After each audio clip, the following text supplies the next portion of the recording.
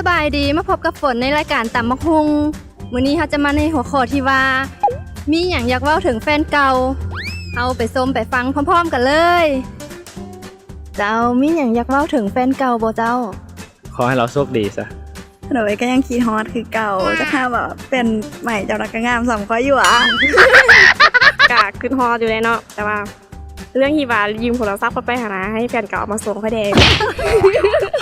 เงินก็ให้เราเอามาส่งเดที่ว่ายืมไปหานะติดได้กันบ่ต้องทักเด้อเบื่อหลายเบื่อโอ้มีคำจะเว้าสั่งแฟนเก่า เบิดคำจะเว้า เบิด ก็ขอให้พบคนที่ดีๆซะอย่าเอาแต่ใจหลายให้เวลาส่วนตัวกับคนที่เป็นคนพิเศษของเจ้าแดเพราะว่าสิให้แต่ข้าเจ้าคิดนำไฟเดียวมันก็เป็นไปบ่ได้ บ่มีคำจะว่าบ่มีแฟนเก่าเพราะบ่มีแฟนเก่าสิบ่มีตัวตนเนาะ สุขดีขอให้สุขดียังลืมเขาบ่ได้แต่กลับไปเป็นคือเก่าบ่ได้แล้วก็ขอให้เข้าหันโชคดีกับคนใหม่แล้วก็มีอนาคตที่ดี เลยก็คิดฮอดอยู่แต่กี้ก็คือคิดฮอดเพิ่นอยู่เดี๋ยวนี้บ่คิดฮอดแล้ว เป็นอย่างจึงบ่คิดฮอดมีแฟนใหม่แล้วหวะ โดยก็มีแล้วแล้วก็สั่งเพนเก่านะตอนยังบ่ทันมีคิดฮอด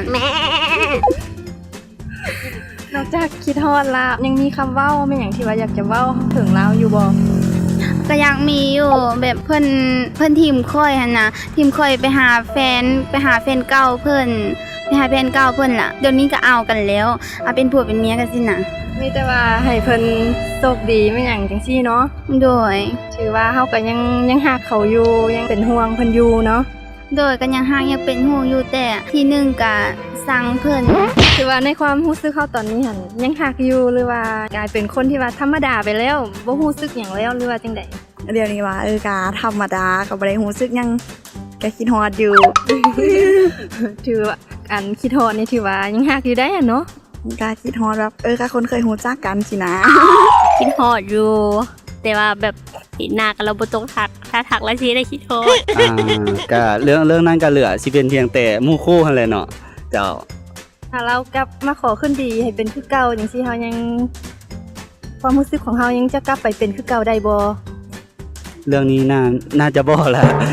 เหลือแต่ให้ได้แต่ความเป็นหมู่เจ้า จะบอกเราว่าคือดีบ่ได้แล้วเพราะค่อยมีแฟนใหม่แล้ว คันว่าถึงเรื่องแฟนเก่าเนาะสาเหตุที่เลิกกันกับส่วนหลายของปัญหาผู้หญิงกับผู้ชายก็น่าจะแม่นก็เฮาก็บ่โทษว่าฝ่ายใดฝ่ายหนึ่งเนาะแต่ส่วนหลายที่อันนี้เฮาเจอด้วยตัวเองก็คือว่าเป็นคนที่จังได๋วะมักง้อมักงอนให้เฮาใส่ใจหรือว่าจุกจิกกับเฮาหลายเกินไปบางครั้งชายเนาะในมุมเฮาก็ต้องแบบต้องการพื้นที่ส่วนตัวแต่บางครั้งเจ้าก็บ่เข้าใจประมาณนี้ อยากให้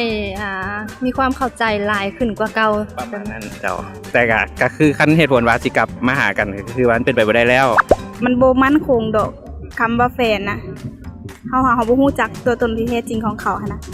โชคดีนี่โชคดีกันกับการดำรงชีวิตหวะหรือว่าโชคดีกับความหักใหม่ ทุกเรื่องซะทุกเรื่อง ทุกเรื่องเนาะบ่มีละสำนีแดะบ่ได้คิดหยังพอมีอดีตเฮาจึงมีประสบการณ์ มีวันๆเฮาจึงเติบโตเฮาได้ฟังความคิดเห็นกันไปแล้วเนาะถ้าเบิ่งแล้วถึกใจกดไลค์กดแชร์ให้แน่สามารถติดตามพวกเฮาได้ที่ข้างลุ่มนี้